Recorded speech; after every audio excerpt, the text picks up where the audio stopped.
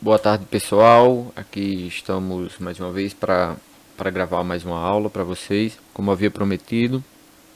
Então, tá aqui, né, pessoal? Essa é a atividade remota da semana. Como sempre, essa aula é uma aula para orientar vocês o que vocês devem fazer na atividade. Como sempre, também a primeira coisa que vocês vão fazer é abrir o documento que está em PDF aí no grupo, tá bom? Eu enviei já o documento, vocês vão abrir e vão encontrar essa tarefa aqui, ok? Aqui eu coloquei algumas informações, que diz assim, né? Hello class, nesta semana vamos dar continuidade aos conteúdos estudados nas últimas semanas. Nas aulas passadas nós vimos estudando sobre o verbo have e has, né? Que significa ter. Ainda vimos os nomes em inglês de alguns sintomas e doenças, junto com os sintomas da gripe e do novo coronavírus. Eu acredito que vocês lembrem das atividades passadas, né? A gente falou bastante sobre o verbo have e o verbo has, que eles são utilizados também, tá certo? Também, não só para isso, para falar de quando você está sentindo alguma coisa. Por exemplo, para mim dizer que eu tenho dor de cabeça. Eu vou escrever em português. Opa. Eu tenho dor de cabeça. Como ficaria isso em inglês? I, para ter have, dor de cabeça. Aí eu vou colocar a headache, ok? I have headache. Eu tenho dor de cabeça. Só que nós vimos que o verbo have, ele também se transforma em has para os pronomes he, she e it, ou seja, para os pronomes ele ou ela. Então, se para mim dizer que eu tenho dor de cabeça, eu utilizo I have a headache, ou seja, have, pronome eu, para mim dizer assim, ele ou ela tem uma dor de cabeça, ou seja, he, que é ele, ou she, que é ela, tem uma dor de cabeça, eu não vou colocar a palavra have. O verbo have sofre uma alteração e fica has, tá certo? Has a headache. Então, é só essa, tá certo? A diferença. Professor, por que isso acontece? Não tem uma explicação lógica para isso, tá bom? Simplesmente acontece assim. Essa é a forma do presente do verbo have, tá bom? Ele sofre essa alteração para os pronomes he, she e também para o pronome it, tá bom? Só isso. Se eu fosse dizer, por exemplo, ela tem, she has, ela tem, a tradução é a mesma, she has gripe, ela está gripada, né? She has the flu, tá bom? Opa, aqui ficou escrito errado, vou ajeitar. She has the flu. Ela tem gripe. Então, o verbo have para os pronomes I, we e they e you. E para he, she, it nós usamos o has. Essa é só uma revisão da aula anterior. Olha só, na aula de hoje nós vamos continuar, né? Os health problems, os problemas de saúde. A atividade 1 diz assim. A imagem abaixo contém um cartaz sobre o novo coronavírus, tá certo? A gente falou sobre isso na aula anterior. E como todos nós sabemos, pelas informações disponibilizadas pela mídia, o novo coronavírus tem sintomas bastante parecidos com a gripe ou alergias. Acredito que todo mundo já sabe disso, né? Que os sintomas são bem parecidos.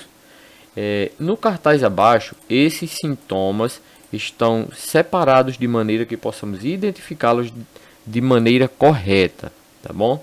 Aqui, olha, esse é o cartaz que a atividade está falando.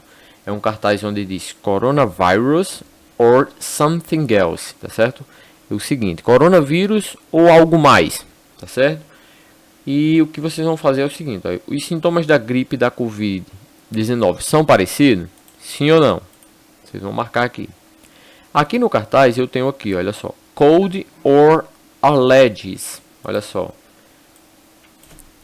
Esses sintomas que estão aqui no primeiro lado, cold ou allergies, são os sintomas da resfriado, cold, resfriado,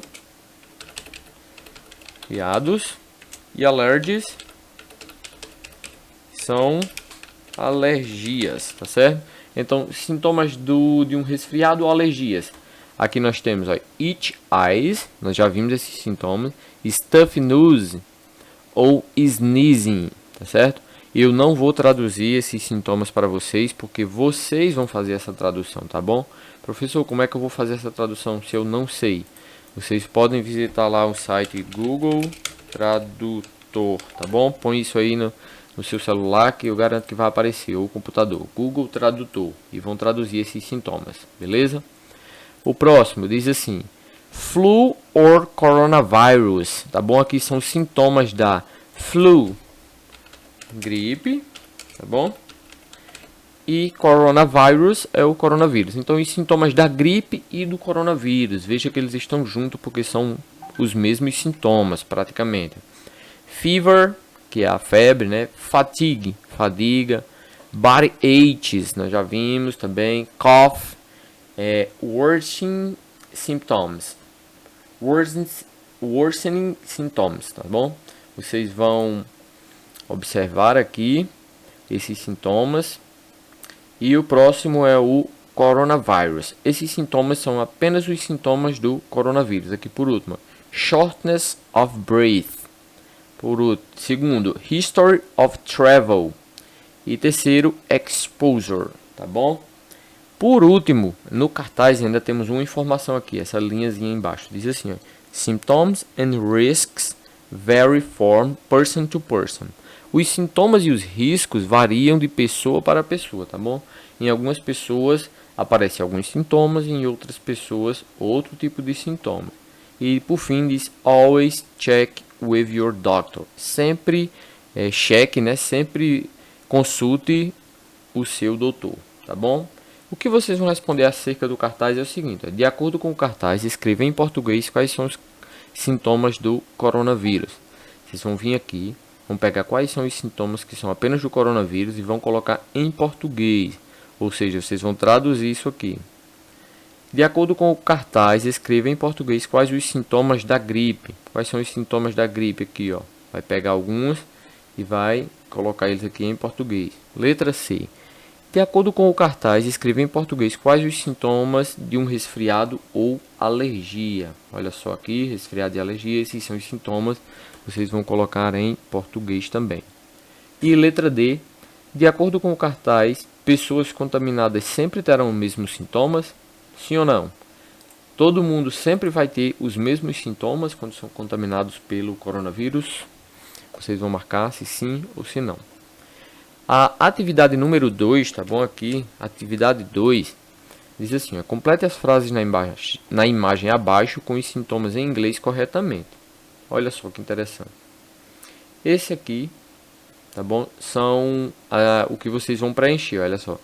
He has an earache. Earache é dor de ouvido, tá bom? Dor no ouvido. Ele tem dor no ouvido. Olhando essa imagem aqui dessa garotinha, she has a. Qual é o sintoma que ela tem? Veja bem, ela está com a mão no estômago, então provavelmente ela tem dor no estômago. Professor, como é que eu vou saber como é dor no estômago em inglês? Bem, o que vocês vão ter que fazer para responder isso, vocês poderão utilizar o tradutor ou também poderão abrir a atividade passada, tá certo? As atividades que eu fiz com vocês nas aulas passadas que vão ter esses sintomas. Eu estou abrindo aqui no meu computador para vocês verem. Ó, nessa atividade anterior aqui, nós temos uma série de sintomas aqui, ó. Então, para fazer essa atividade, vocês podem consultar essas atividades anteriores. Por exemplo, ó, essa garota, ó, she has a, ela tem, qual é o sintoma dela? Dor no estômago. Olha aqui, ela está com a mão no estômago. Vai lá na outra atividade. Como é dor no estômago aqui?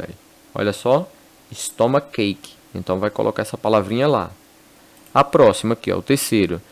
Qual é o sintoma desse garoto? Olha nessa imagem. Ó. Ele está com as mãos na cabeça. Então provavelmente ele está com dor de cabeça. Então he has, ele tem o que? Dor de cabeça. Como é dor de cabeça?